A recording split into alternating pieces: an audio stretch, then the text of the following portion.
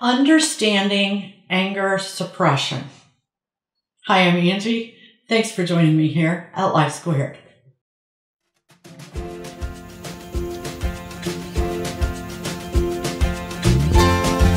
Welcome to Life Squared, brought to you by the Perfectly Imperfect Network, from imperfect folk everywhere.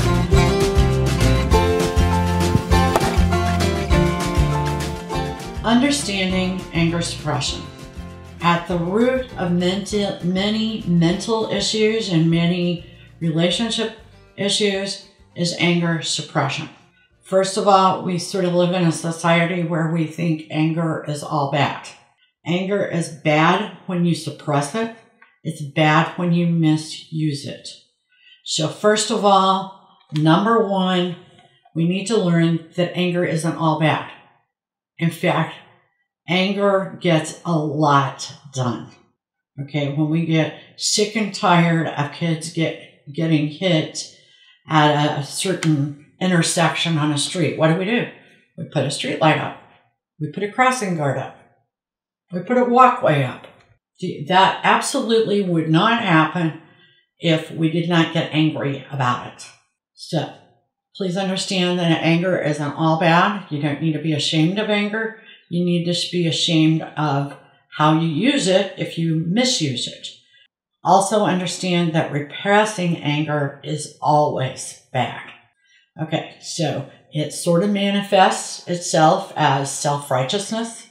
People that suppress anger will suddenly become sort of self-righteous. Not suddenly, but they will become self-righteous because they feel like they're doing the right thing by suppressing their anger.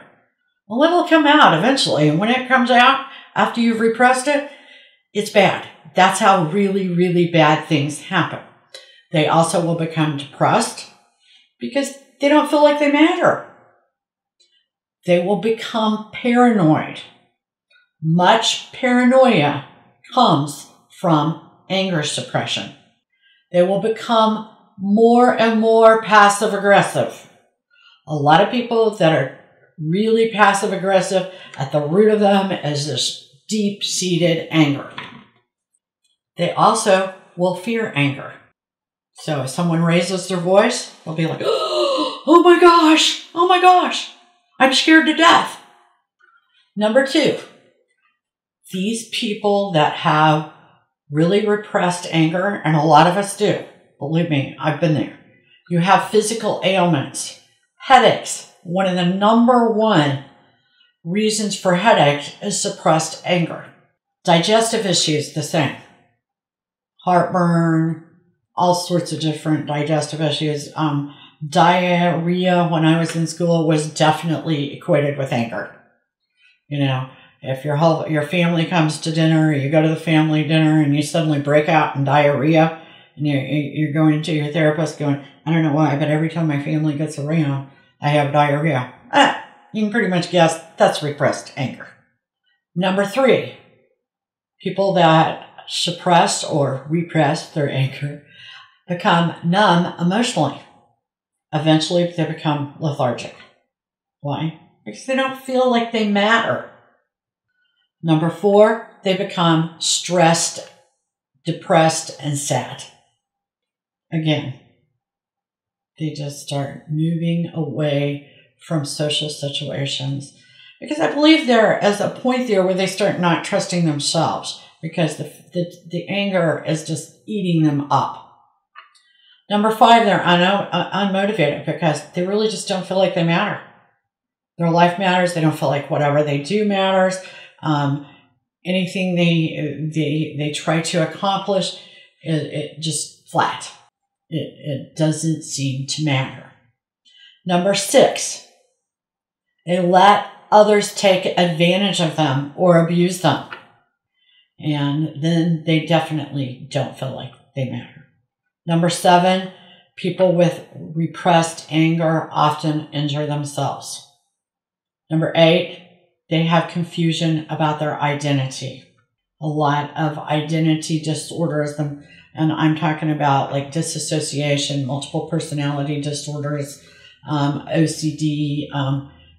They have confusion, and they have confusion about where they fit in their family unit, at their job, where they fit, in their birth family. They never really quite understand where they are. They're confused. Number 9, we'll mention again, paranoia and anxiety disorders.